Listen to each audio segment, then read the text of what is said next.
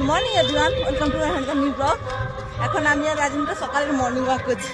এই যে রাজেন্দ্র, কিছু করার নেই, মানে সারাদিন তো বসা কাজ আমাদের, মানে 8টা থেকে রাত্রি সেই 9টা পর্যন্ত একটা লং টাইম ডিউটির ব্যাপার, লং টাইম বসা কাজ। তো সকাল সকাল যদি না মর্নিং ওয়াকটা করে নিই তাহলে শরীর আর পারমিট করছে না। আর বিশেষ করে রাজেন্দ্রকে একটু হাঁটাতেই হবে। স্কুলে এই সময় ছুটি আছে, কলকাতা থেকে ঘরে এসছে। এই কদিন যে ঘরে আছিস, আমি নিজের দায়িত্বকে তোকে মর্নিং ওয়াক করে ওয়েট আপাতত 10 কেজি কমিয়েই ছাড়বো।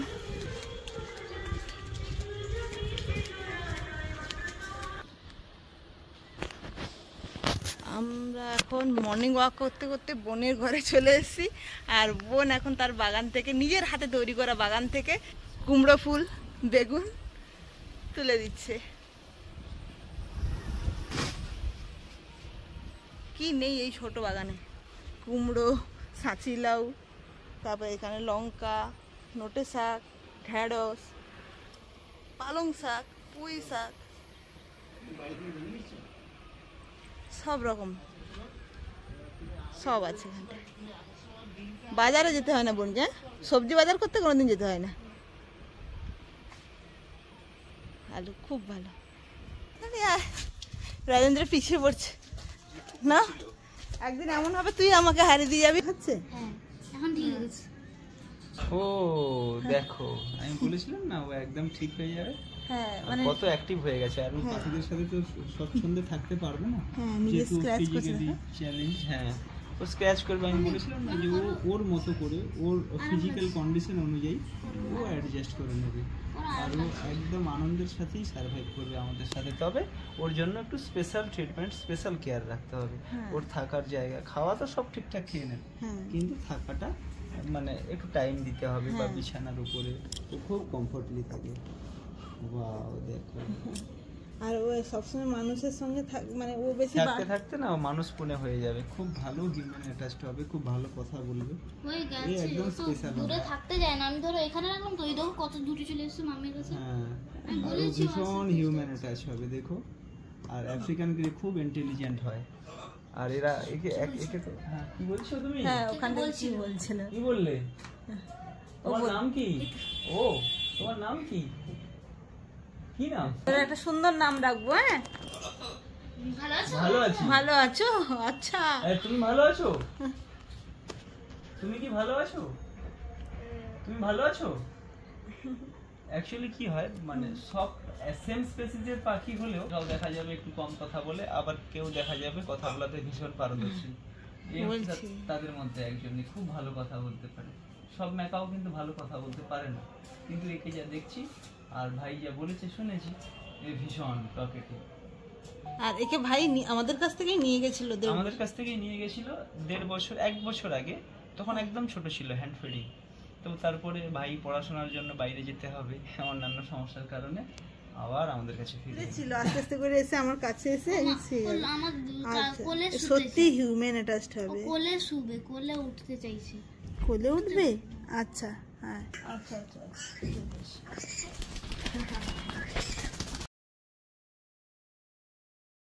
রাজশ্রী দায়িত্ব করে ঠিকঠাক ভাবে ঘুরিয়ে রাখে। টিক চিহ্ন দেওয়া হয়েছে, আর ওই টিক চিহ্ন দেখে ও বারবার ঘুরিয়ে, মানে ঘন্টায় ঘন্টায় ঘুরিয়ে ঘুরিয়ে রাখে। দেখা যায় ডিমটা ফোটে কিনা। ফুললে তো খুব ভালোই হবে, তাই না রে? ফুললে তো খুব ভালোই হবে। তোমার লাঞ্চ চলে এসছে, ফোন রেখে দাও, খেয়ে নাও। চিকু, চিকু খাবি না? চলে চলে খাওয়াবো, চলে তাদেরকে খাওয়াবো, ছোট ছোট ভাই বোনদের খাওয়াবো, তোকেও খাইয়ে দেবো। কিচেন নিয়ে তখন দিয়ে করছে, এই যে কিচেনটা ঝুমঝুম করছে না,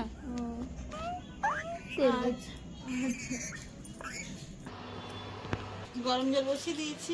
আর ও দুজন দেখো পিট পিট করে দেখছে। ও বাবালি বাবালি বাবালি বাবালি। আচ্ছা, হয়েছে হয়েছে, খাবার বানাচ্ছি।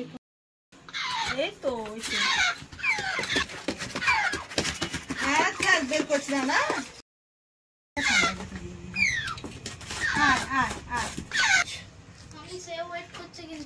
আচ্ছা, সবাইকে খাওয়াবো। চলে এসে আমাদের গ্রেপের বেবিগুলো কত বড় হয়ে গেল দেখতে দেখতে।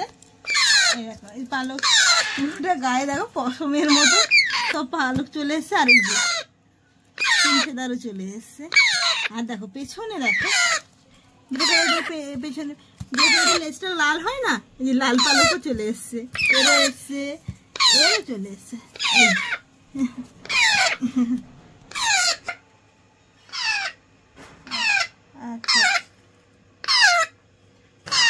মানে এখানেই মেন ব্রিডিং সেটআপটা করা হয়েছে এখানটায়।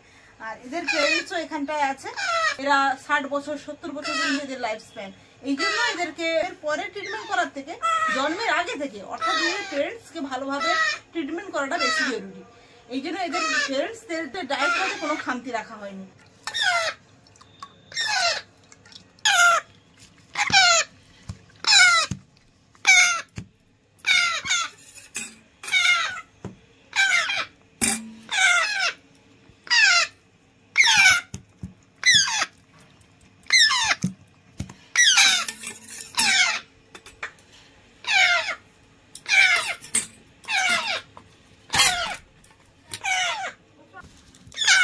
আচ্ছা, এটা খাই দিচ্ছি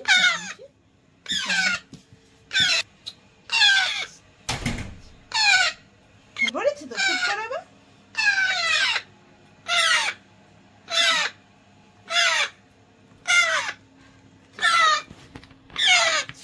বাহ, রুদ্রের খাওয়া হয়ে গেছে, ভাই তাদের খাওয়া হয়ে গেছে, তুই কি শুয়ে থাকবি?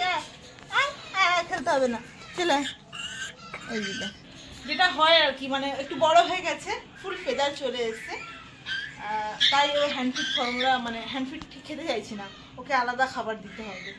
খাবার দেওয়া হয়, সেগুলো ঠিক মতো খেতে পারে, মানে প্রতিটা বাচ্চার ক্ষেত্রে যে স্টেজটা আছে এরও সেই স্টেজটা এসছে এখন, মানে হ্যান্ডফিটও ঠিক মতো নিচ্ছে না, আবার খাওয়ারও ঠিক মতো খাচ্ছে না। এটা একটু টাফ সময়, এই আস্তে আস্তে আবার এটা ঠিক হয়ে যাবে। সমস্ত বার্ডসের ক্ষেত্রেই হয়, এতে ভয় পাওয়ার কিছুই নেই, একটু ধৈর্য ধরতে হবে।